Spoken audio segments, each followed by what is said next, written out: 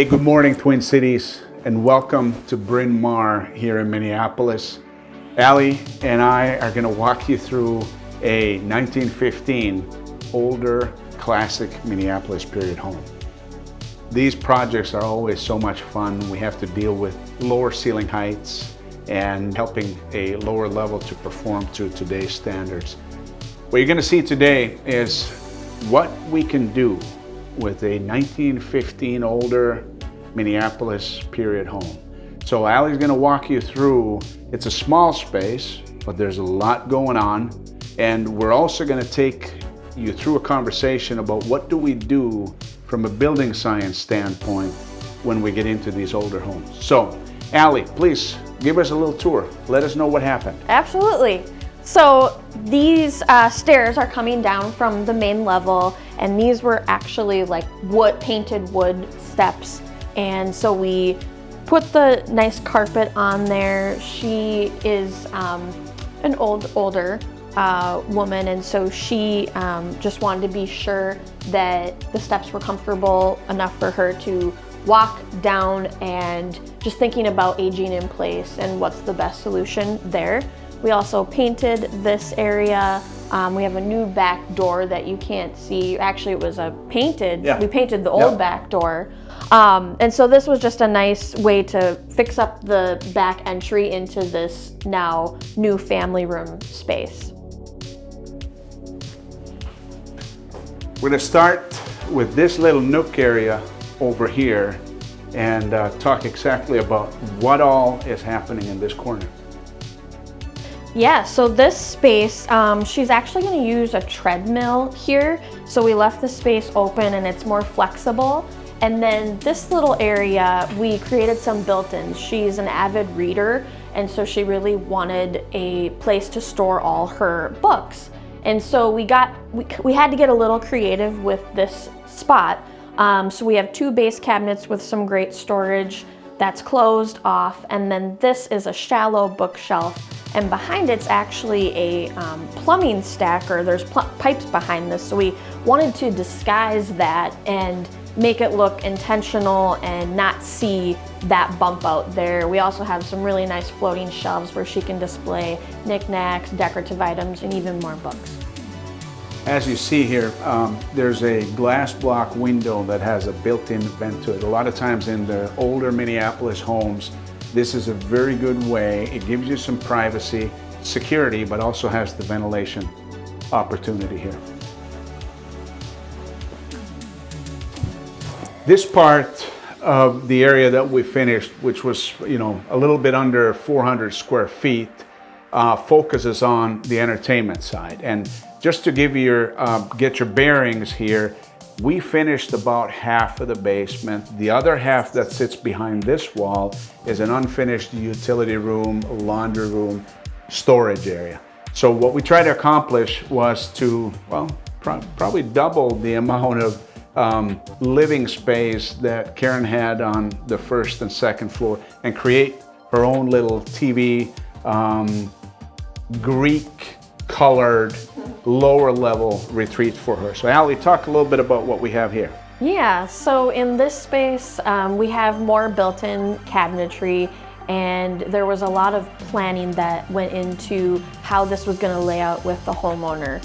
One of the main reasons being that in this cabinet, it's actually hiding the electrical panel, and so she can have it easily accessed, but there's also still a little bit of storage in here as well as below. So that was one reason behind why this looks the way it does. More bookshelf storage. She really wanted some nice drawers for more clothes storage. And we also had to figure out how we were gonna work this wall with the window being there. She wanted a fireplace, she wanted a TV. And so it is asymmetrical, and figuring out how that was all gonna lay out and still function well for her. The fireplace you see here is a electric fireplace, and those are growing in popularity leaps and bounds. And you see that the amount of actual infrastructure that has to be housed is much less than with a gas fireplace. So these units lend themselves very well to smaller areas, and if you don't need it to perform like a furnace-rated gas fireplace, this is perfect. And mind you, you will also get the electric fireplace to put out some heat, so it is a heat source as well. Some of the details that you see in this also is a nod to the original architecture. As you see, we have some wainscot that Allie appointed along the walls, which was one of the things Karen was looking for. Yep. And how you tied the cabinetry to the ceiling with the cold is also a nod to the original architecture of the home. Yep, and the cabinetry was also a custom paint color, and so we played off of that custom paint color and painted the wainscot all the same color as well, so it really feels cohesive. The intent with this space was to allow Karen a little bit of a lower level retreat. It's got a little bit of a different atmosphere, feel, design aesthetic, a little different energy than dark wood that is typical of this vintage in this area. Allie, talk a little bit about, a lot of times in these projects too, we deal with the lighting plan is so important.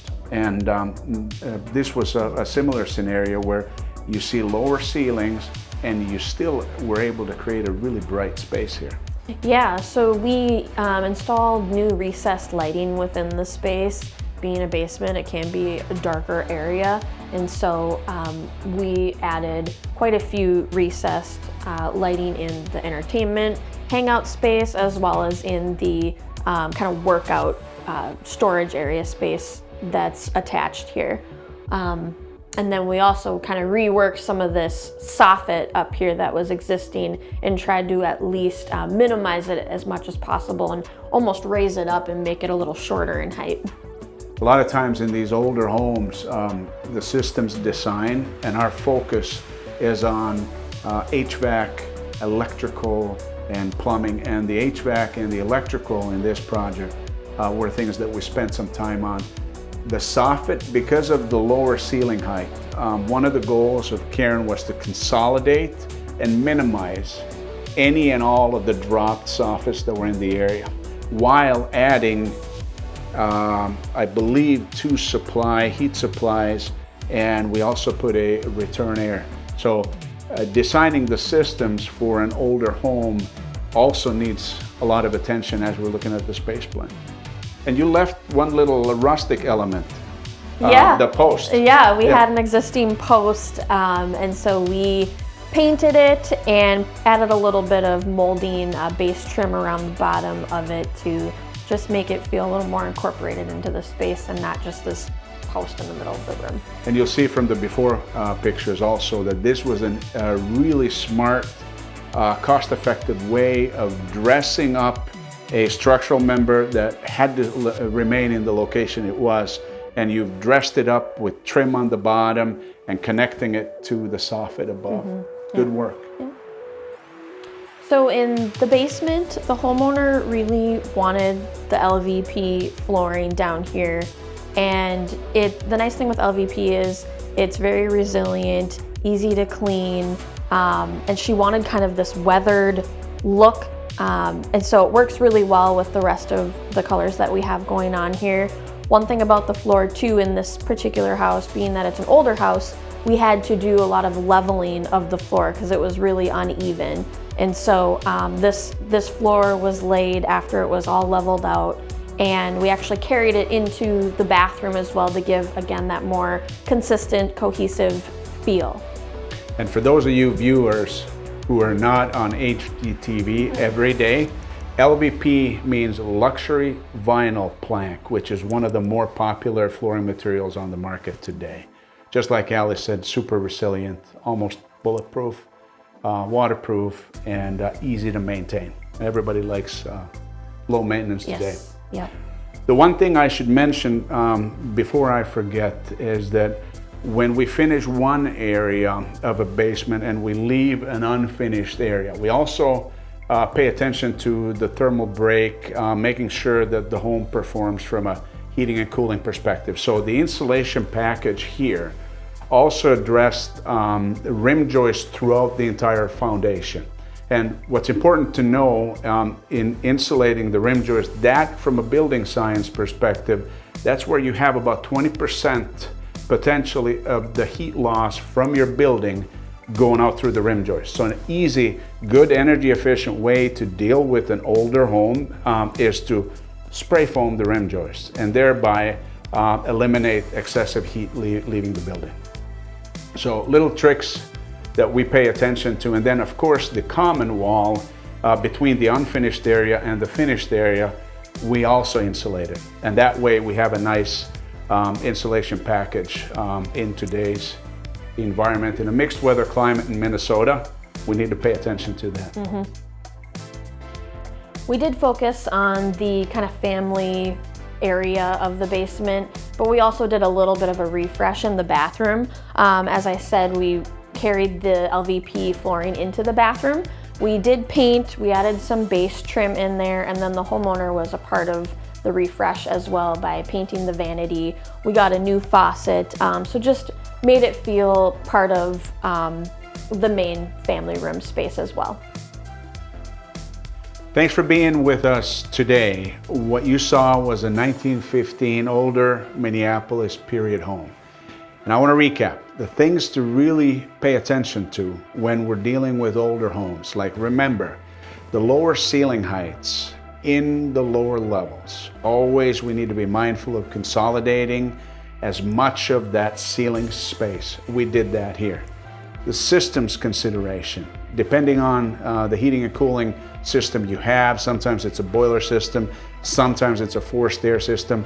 When we close up the basement ceiling, before we do that, we also look at, can we make the heating and cooling comfort better on floors above? How do we route ductwork, less elbows, more efficiency? We pay attention to these things. The space plan in a smaller home, really important. So you have to pay attention to the function and the things that you want to be able to do that. If you're thinking about a lower level, the kitchen, or any project, connect with New Spaces. Allie, Courtney, Jamie, Sophia, and our homeowner advisors are standing by. On our website, newspaces.com, there's a contact form. Fill that out and allow us to help you see what's possible in your home. Connect with newspaces.com. Go check out a virtual happy hour home tours, and we'll see you next time.